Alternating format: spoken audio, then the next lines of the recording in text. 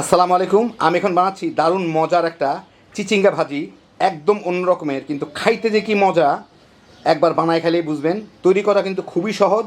যারা একটু ভিন্নধর্মী ভাজি পছন্দ করেন একবার এটা ট্রাই করে দেখেন, ইনশাল্লাহ অবশ্যই আপনাদের ভালো লাগবে। তো আসেন দেখি শুরু করা যাক। আমি এখানে 2টা চিচিঙ্গা নিয়ে নিছি। এইগুলোকে আমি এইভাবে উপরের সবুজ অংশটা চেঁচে পাতলা করে কেটে নিব। ভালো করে চেঁচে নিলাম। এরকম এটাকেও চেঁচে আমি 2টাকে ধুয়ে নিব। আমি ধোয়ার পরে কাটবো না, কিন্তু সেজন্য আগেই চেঁচে ধুয়ে তারপরে কাটবো। তো ভালো করে চেঁচে ধুয়ে নিলাম। এখন এগুলোকে আমি ছোটো ছোটো টুকরা করে মাথা দুটো ফেলে পাতলা পাতলা করে কেটে, মানে ভাজি করার জন্য যেরকম কাটি আর কি, যেরকম।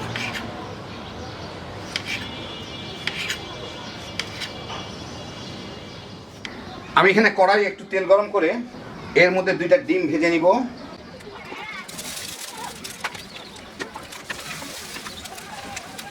সামান্য একটু লবণ দিয়ে দিই।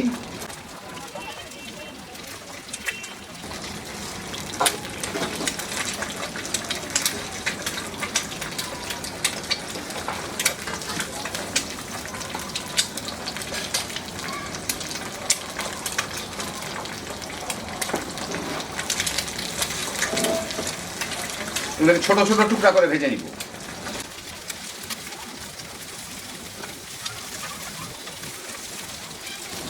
বাস ভালো মতো ভাজা হয়ে গেল। এগুলোকে আমি এখন উঠাই নিব।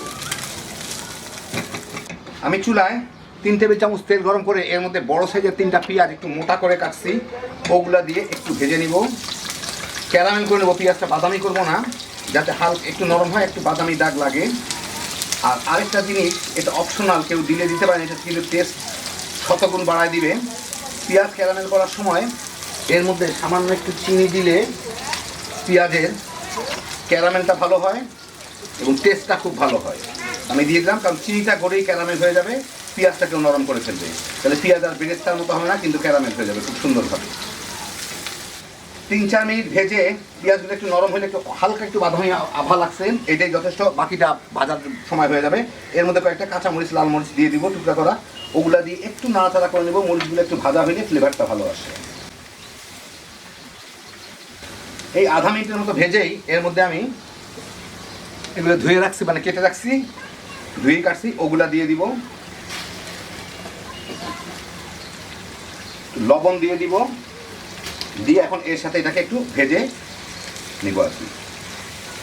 কেউ চাইলে হলুদ মরিচ দিতে পারেন, আমি এগুলো ব্যবহার করতেছি না। আমি চাচ্ছি ন্যাচারাল কালারটা যাতে থাকে। এখন আমি জালটা লো আর মিডিয়ামের মাঝামাঝি নিয়ে আসলাম। এই মিনিট 2-3 মধ্যে দেখেন এগুলো পানি ছেড়ে দেয়। এই পানির মধ্যেই কিন্তু আমি এগুলোকে সিদ্ধ করে নেব। নেড়ে চেড়ে ভেজে ঢেকে দিলে কিন্তু প্রচুর পানি ছেড়ে দিবে, তখন আবার একটু অন্য প্যাকটা যেটা বের হয়ে যাবে। এর মধ্যেই আমি এগুলোকে কিছুক্ষণ ভেজে নিলেই এটা সিদ্ধ হয়ে যাবে, ভাজা ভাজা হয়ে যাবে। 4-5 মিনিট ভেজে পানিগুলো শুকায় গেছে, এগুলোও সিদ্ধ হয়ে গেছে। এখন এগুলোকে আমি একটু ছড়ায় দিয়ে এইভাবে দিয়ে 2-1 মিনিট করে এক এক পাশ রাখবো, যাতে নিচের দিকটা একটু বাদামি বাদামি হয়ে পোড়া পোড়া দাগ লাগতে পারে। এখন আর খুব বেশটা নাড়বো না, নাড়লে পোড়া দাগটা লাগবে না। 2-3 মিনিট রেখে একটু পোড়া দাগ লাগলে উল্টায় দিব। এরকম করে একটু পোড়া দাগ লাগায় নিব, তাতে ফ্লেভারটা ভালো আসে। এই 1-1.5 মিনিট রেখেই উল্টায় দিয়ে দেখি কী অবস্থা। হ্যাঁ, এই যে একটু বাদামি বাদামি দাগ হচ্ছে, এইভাবেই আমি আরও গুলাকে একটু এইভাবে বাদামি বাদামি দাগটা লাগাই নিব। এইভাবে একটু ছড়ায় রেখে দিলেই বাদামি দাগ দেখে যাবে নিচের দিকটায়। আরও 4-5 মিনিট ভেজে এই যে দেখেন মোটামুটি ভালো ভালো বাদামি হয়ে গেছে।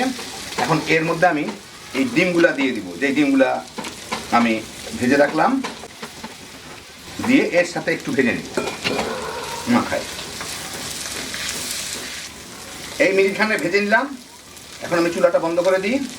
হয়ে গেল আমার দারুণ মজার চিচিঙ্গা ভাজি, একদম অন্য রকমের। আপনাদের আমি একটু বেড়ে দেখাচ্ছি।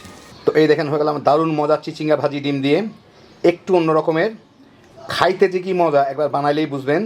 বিশেষ করে ক্যারামেলের জন্য চিনিটা দেওয়ায় পেঁয়াজের সাথে আর টেস্টটা একদমই বদলা যায়। কোনো মশলা দেওয়ার দরকার হয় না। যারা সবজি পছন্দ করেন একবার এইভাবে ভাজিটা বানা দেখেন, ভাত কিংবা রুটি পরোটার সাথে তামা তামা করে খায় ফেলতে পারবেন। হ্যাপি জোশের একটা আইটেম। আল্লাহ আপনাদের সবাইকে ভালো রাখুন, সুস্থ রাখুন, নিরাপদে রাখুন। ইনশাল্লাহ বেঁচে থাকলে আবার দেখা হবে। আল্লাহ হাফিজ।